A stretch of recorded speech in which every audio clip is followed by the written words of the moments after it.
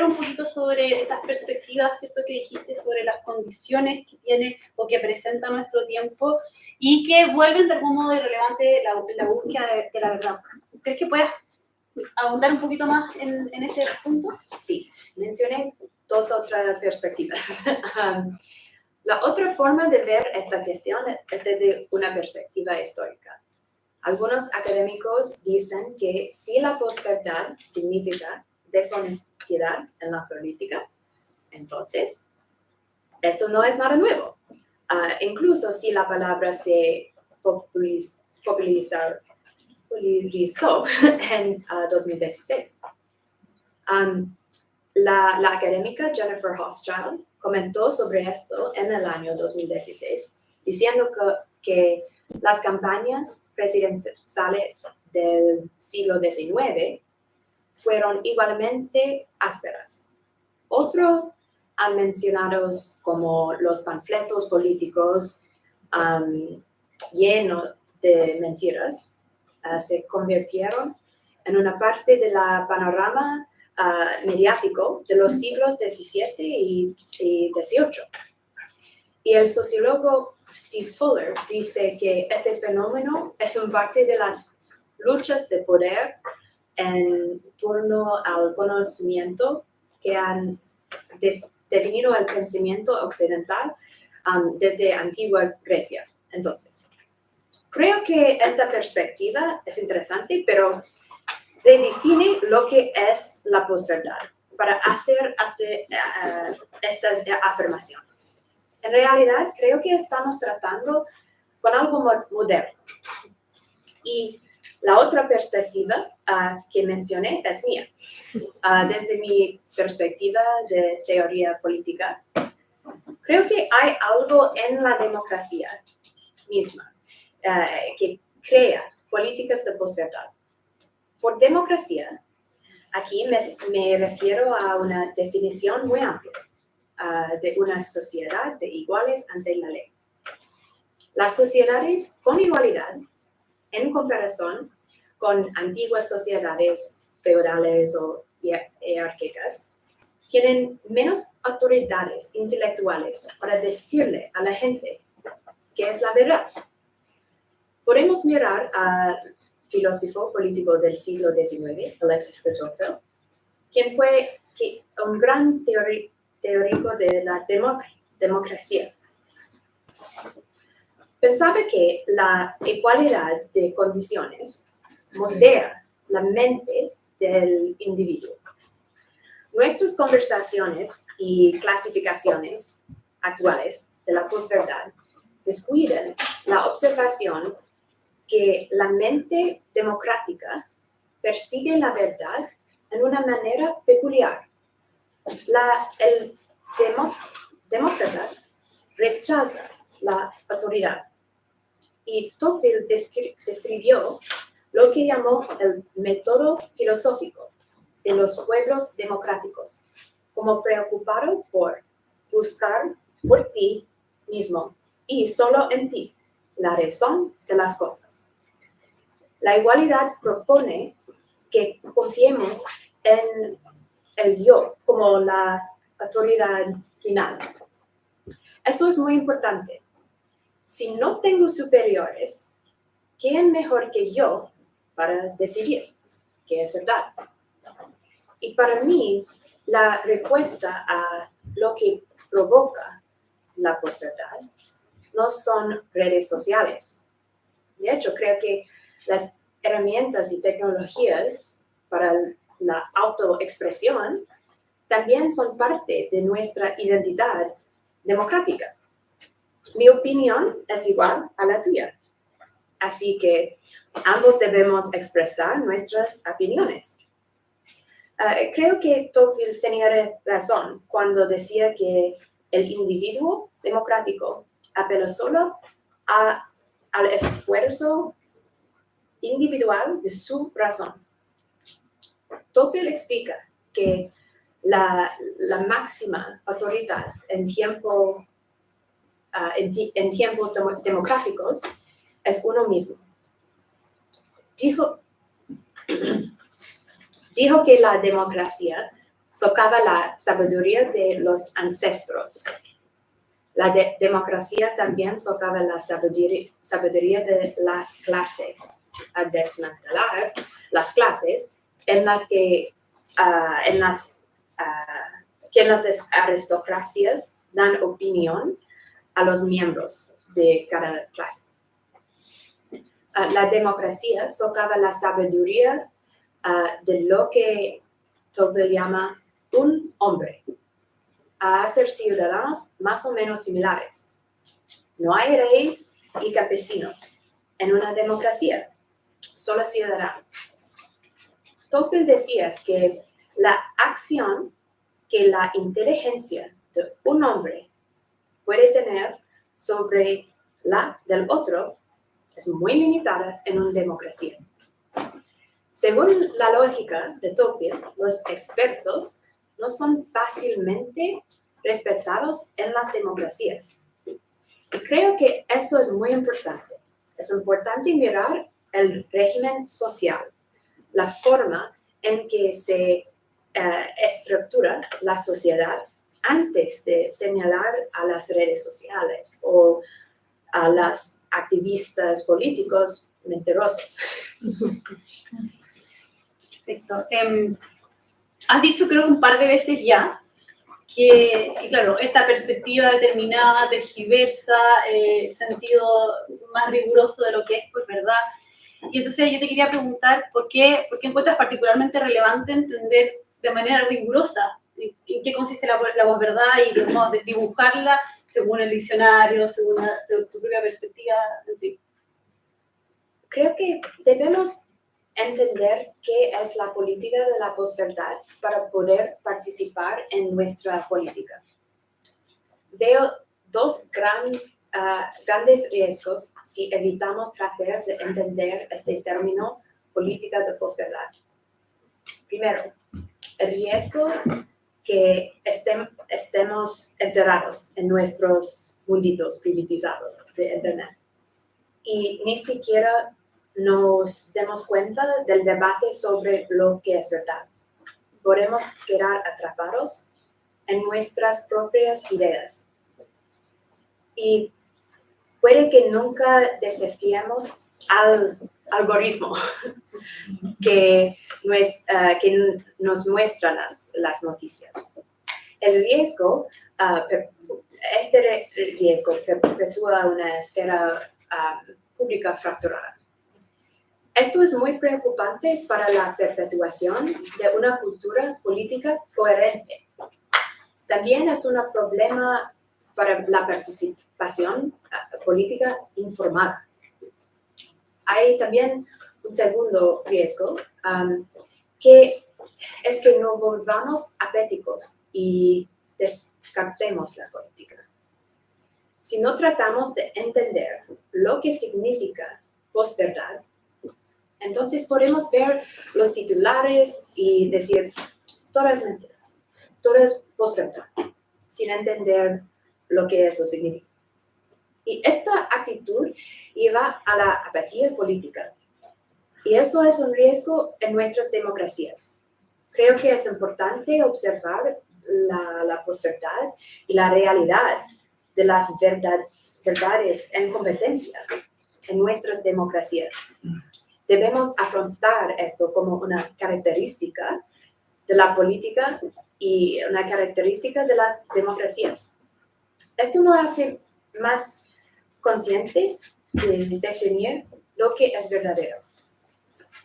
Cuando aceptamos la posverdad, es más probable que navegamos con éxito el panorama político. Sin embargo, creo que eso es un desafío.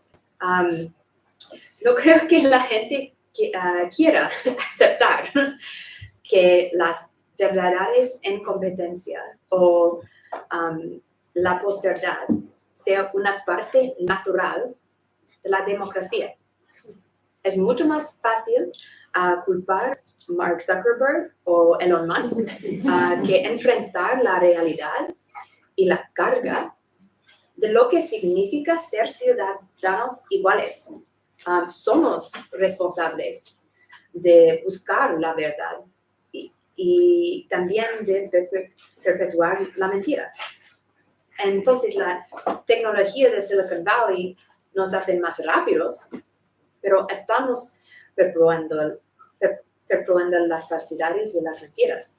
Entonces, eso es difícil de afrontar, pero la apatía política es un riesgo importante.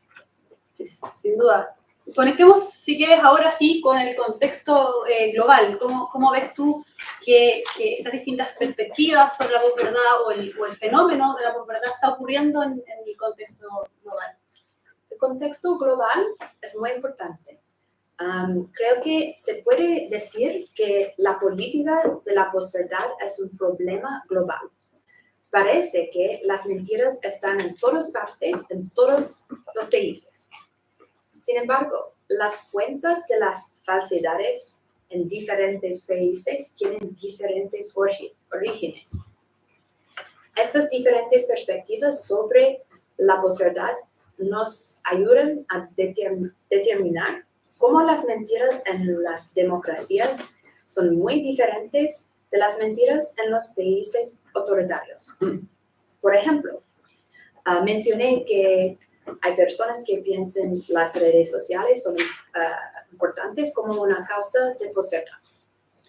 Si este es el caso, no podemos pretender que la posverdad en Rusia y China sea el mismo tipo de posverdad en las democracias occidentales.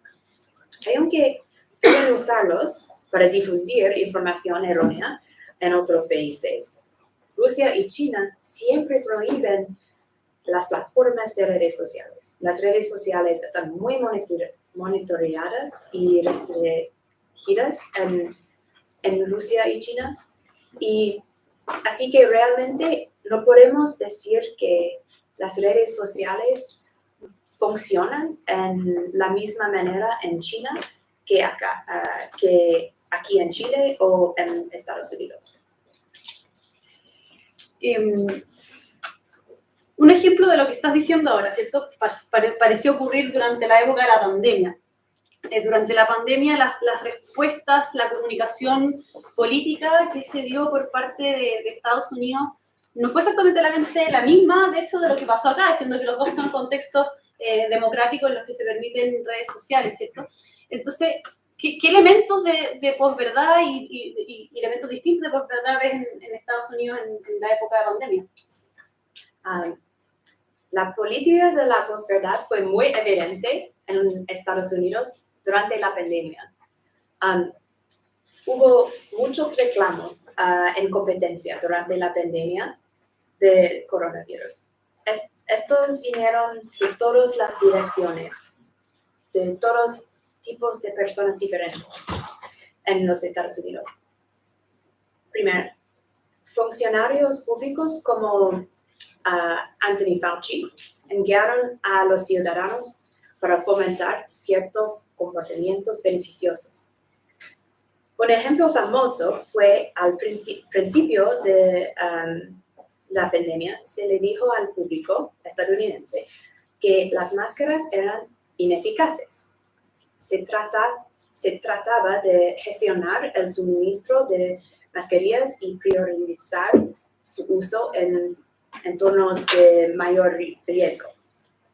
Y algunas veces los líderes decían esas dos cosas al mismo tiempo. No son útiles y lo necesitamos para situaciones en las que son útiles.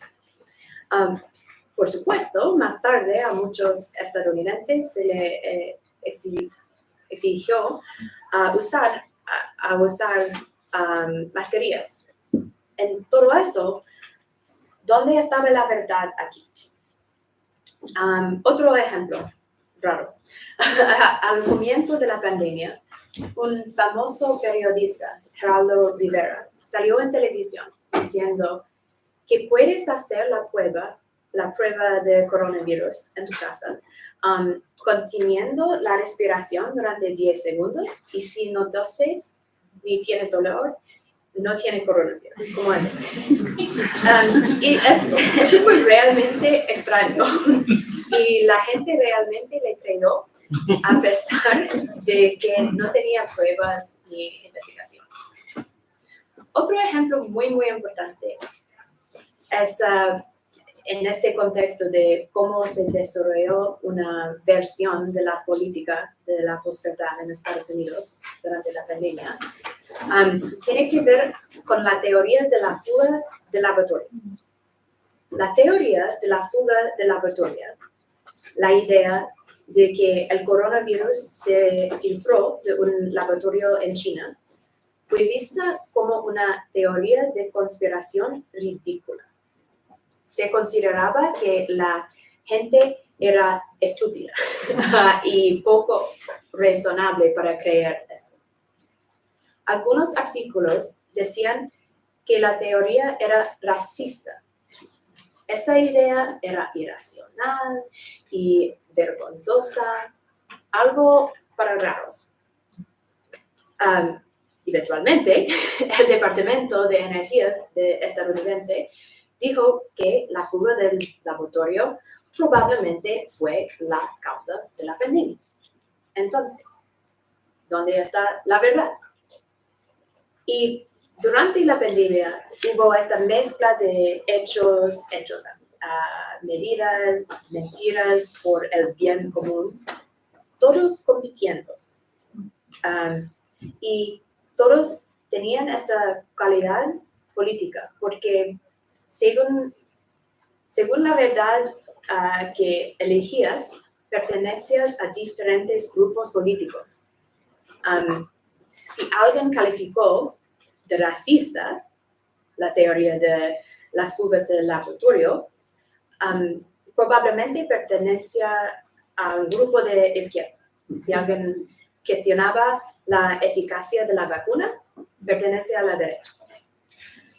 De modo que la pandemia magnificó las tendencias de posverdad existentes entre los estadounidenses. Hemos dado algunos ejemplos, ¿cierto?, en Estados Unidos. ¿Se te ocurre o tienes pensado un ejemplo concreto de posverdad, pero en Rusia, que ya es otro contexto, otra manera de transmitir mensajes, así? Sí. En Rusia podemos ver ejemplos recientes de posverdad en cuanto a la pandemia y la guerra con Ucrania. Primero, durante la pandemia, el Estado ruso apoyó y difundió varias narrativas falsas sobre coronavirus. Por ejemplo, la historia de que el coronavirus era una arma biológica occidental.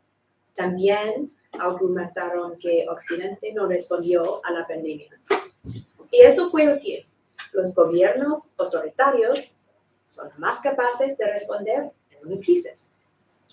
Y hubo otras historias de que Rusia era más humanitaria que Occidente en términos de compartir ayuda médica con los vecinos. También promovieron una narrativa antivacunas en algunos lugares, mentiras promocionadas, mientras, hay mentiras también, mientras de promocionar su propia vacuna en otros lugares. Entonces, la pandemia fue una oportunidad para los funcionarios rusos aumentar la vigilancia del público y suprimieron información. Y la pandemia fue interesante porque nos permitió desde afuera ver el alcance del control estatal sobre lo que es consideraba verdad en Rusia. Tuvimos este evento medible, biológico, y pudimos ver las mentiras que Rusia difundió y cuánto control tenía el Estado sobre la información. En segundo lugar, la guerra con Ucrania. La mentira más extrema, promovida por Putin, fue que hubo un genocidio contra las personas de habla rusa en Ucrania. Otra historia fue que el gobierno ucraniano eran nuevos nazis Otra afirmación fue que Ucrania tenía la capacidad de desarrollar armas nucleares. Fue muy interesante a medida que avanzaba la guerra, la novela distópica de George Orwell, en 1984, se convirtió en una de las novelas más vendidas en Rusia.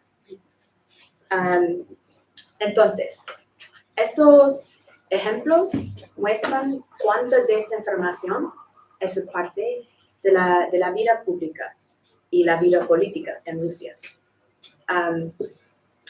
Aquí me gustaría mencionar la diferencia entre misinformation y disinformation en inglés. En español tenemos la categoría más amplia de desinformación, pero quiero ser más específica acá. A veces en español la desinformación se refiere a la ignorancia o error y otras veces, otros contextos, a intencionalidad. En inglés, misinformation se refiere a información incorrecta o errónea y disinformation se refiere a información intencionalmente falsa. Las fake news pueden ser información errónea o información intencionalmente falsa. En Rusia, se trata de información calculada y intencionalmente falsa. Tenemos entonces Estados Unidos, tenemos Rusia. ¿Qué nos puedes decir de China? La posverdad en China tiene una larga historia, como en Rusia. En la historia reciente podemos volver a mirar la pandemia como ejemplo y la propaganda sobre la agresión de China hacia Taiwán. Durante la pandemia fue muy importante para los poderes gobernantes de China de administrar la reputación de China. Difunden propaganda sobre los orígenes del coronavirus. China solicitó a la Organización Mundial de la Salud que investigue a Estados Unidos como posible origen del virus. Esencialmente, el Estado alentó la propaganda de que el virus apareció en otros países antes que en China. Una vez que el virus estuvo contenido dentro de las fronteras de China, el Estado difundió mensajes de que su respuesta a la pandemia fue muy superior a la respuesta en los países occidentales. China, como Rusia, promovió historias sobre la benevolencia de China,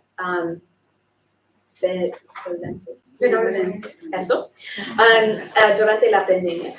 Pero muchas de las exportaciones médicas de China durante este periodo fueron exportaciones compradas como normal, no ayuda humanitaria. El otro lugar es este contexto con Taiwán. Un buen ejemplo fue en 2018, después un tifón que afectó miles de viajeros en un aeropuerto cerca de Osaka, en Japón. Apareció una proliferación de propaganda en redes sociales de que las autoridades chinas habían rescatado a ciudadanos con éxito y las autoridades taiwanesas habían fallado. Pero más tarde se descubrió que no hubo un rescate especial de China. Estas historias tenían su origen en el Partido Comunista de China. El mensaje general fue que China es fuerte en una crisis, Taiwán es débil en una crisis. Y eso fue una parte de la política entre los dos países. Entre estas tres potencias globales, ¿cierto? Cada una funciona sus políticas de posverdad según el contexto en el que está situado. Entonces, ¿qué puntos en común ves entre ellas?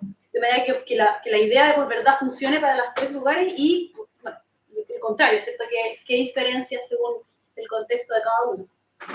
Creo que la pandemia es una herramienta útil para pensar en esta pregunta, porque el mundo entero vivió la pandemia. Así que podemos ver cómo se describió la verdad de la pandemia en diferentes países.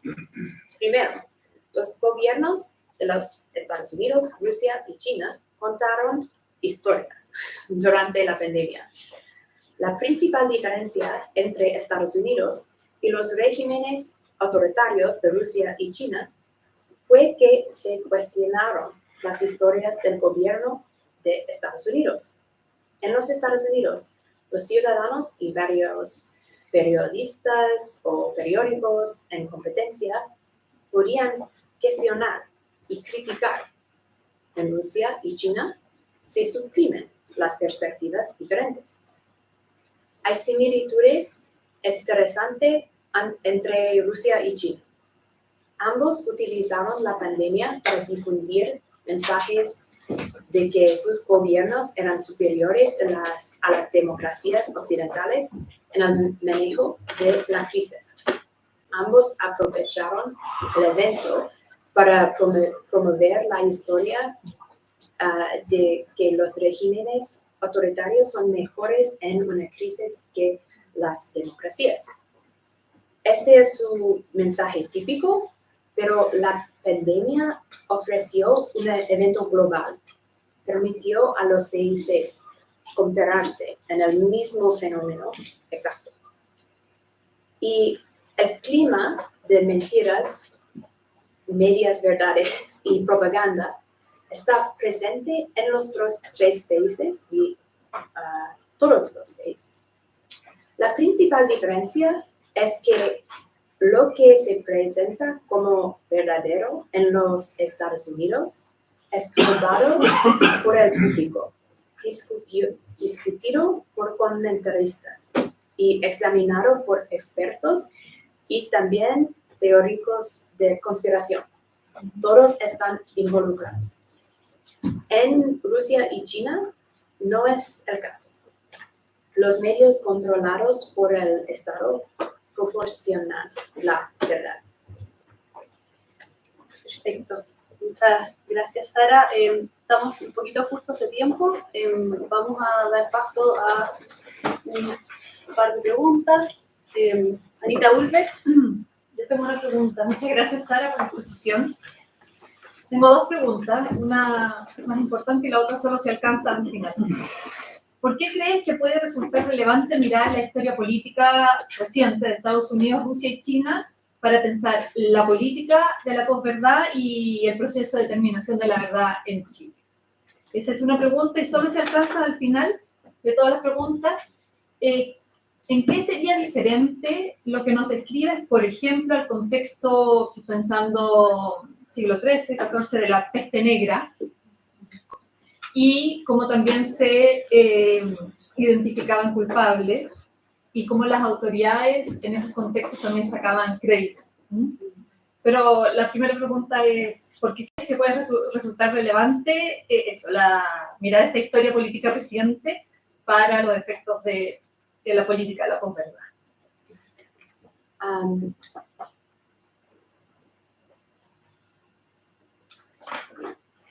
Aquí en Chile tenemos democracia, pero el país tiene esta memoria histórica de los regímenes autoritarios de Allende y Pinochet.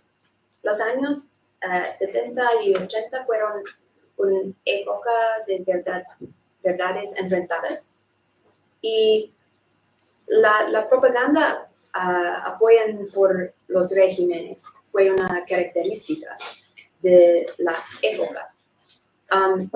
Desde mi punto de vista es muy interesante. El tipo de posverdad que preocupa a los ciudadanos en este país es muy parecido a los Estados Unidos, pero hay mucha más ansiedad y vigilancia ante las mentiras fabricadas para los extremistas políticos. Y para mí, como observador más externo, esto me parece más urgente debido a esta memoria reciente. Creo que la forma de abordar la posverdad acá en Chile es con confianza y con fe en la democracia chilena, con optimismo chileno. Y esto es abordar la verdad, la mentira y la propaganda como una demócrata, como decía Tocqueville, con confianza en la propia capacidad de razonar. ¿Y el segundo parte? No importa, está bien con eso. Oh, wow. Tengo que pensar en eso. Muchas gracias. Bien. ¿Sí, Cecilia? Muchas gracias, Sara. Yo quería preguntarte, sobre todo porque explicaste en Estados Unidos, China, y introducir el tema de la posverdad, y ahora que vienen las elecciones en Estados Unidos, ¿cómo nos podrías explicar qué se viene y cómo se ha desarrollado todo esto allá? Tiene influencia sobre todo en Latinoamérica, que hay varios países que también se acercan como elecciones presidenciales.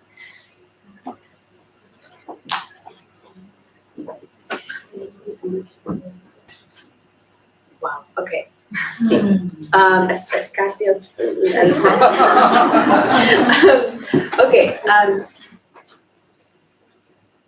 ok, tengo un ejemplo desde la inauguración del presidente Trump. Quizás es útil a pensar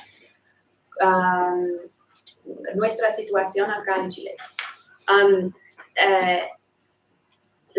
Cuando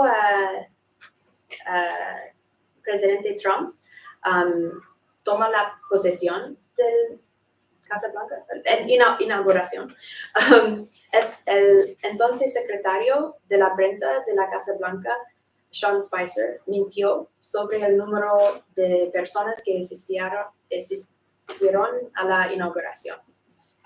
Y la asesora del presidente, Kellyanne Conway, defendió a Spicer en una entrevista diciendo que proporcionó hechos alternativos. Este es un momento como icónico de la política de la posverdad. Y ella dijo esto sobre algo cuantificable. Hay fotografías, pero ella lo presentó como si esto fuera simplemente una confusión sobre opiniones diferentes. Y la gente realmente discutió sobre eso. Pero, una vez más, creo que es muy importante destacar que en Estados Unidos, en una democracia, hay mucho más margen para cuestionar hechos alternativos. Y no hay amenaza de prisión. Y creo que la conexión para pensar en elecciones acá, políticas acá, es verdad. Hay hechos alternativos en las democracias. Es una parte de la vida. Y es una frase ridícula, pero creo que es una frase muy, muy importante, porque podemos elegir nuestra verdad. Y eso es algo para pensar cuando afrontamos los alternativos. Muchas gracias, Sara. Estamos en la hora. Les agradezco por estar acá. Los dejo muy invitados a futuras discusiones actuales organizadas por el Centro Signos. Los invito también a un pequeño coffee que tenemos aquí afuera. Muchas gracias.